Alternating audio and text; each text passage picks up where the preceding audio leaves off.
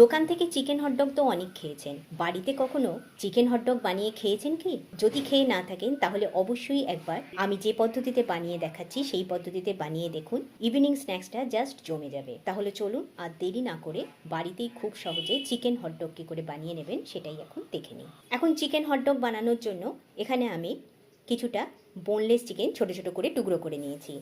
আপনারা সসেজ দিয়েও বানাতে পারেন, দোকানে সসেজ ব্যবহার করা হয়ে থাকে, তবে আমি নর্মাল চিকেন দিয়ে আজকে বানিয়ে দেখাচ্ছি। চিকেনটাকে ছোট ছোট টুকরো করে নিয়েছি, সেটাকে সরিয়ে নিলাম। এবার নিয়ে নিচ্ছি আদা রসুন একটা পেস্ট নিয়ে নিয়েছি, সঙ্গে নিয়েছি কিছু ভেজিটেবলস, নিয়েছি কিছুটা বাঁধাকপি কুচোনো, কিছুটা ক্যাপসিকাম কুচি, কিছুটা গ্রেট করে নেওয়া গাজর আর কিছুটা পেঁয়াজ ছোট ছোট করে কুচিয়ে নিয়েছি।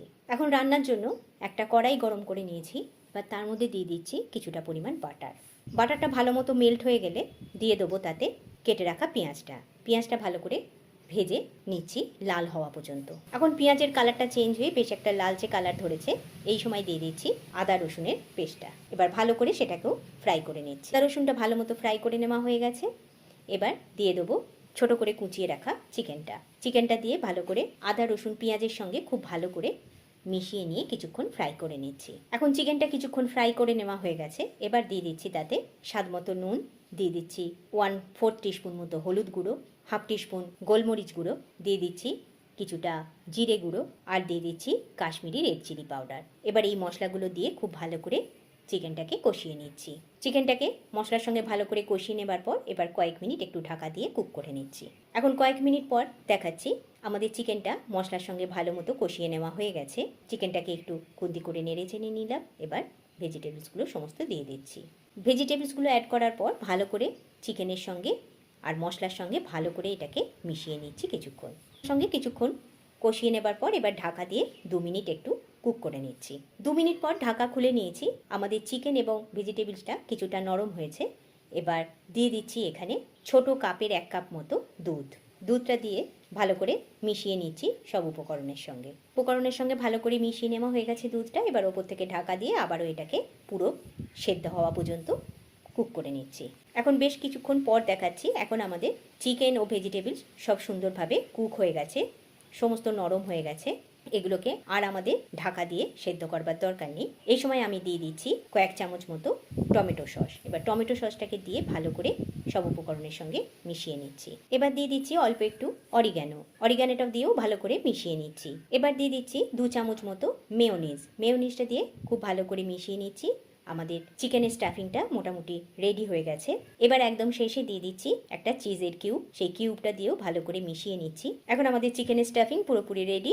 এবার এটাকে কড়াই থেকে নামিয়ে একটা পাত্রে ঠান্ডা করে নিচ্ছি। আমি এখানে ঘরে তৈরি হটডগ ব্রেড ব্যবহার করছি। এই হটডগ ব্রেডটা দেখুন কতটা সফট হয়েছে।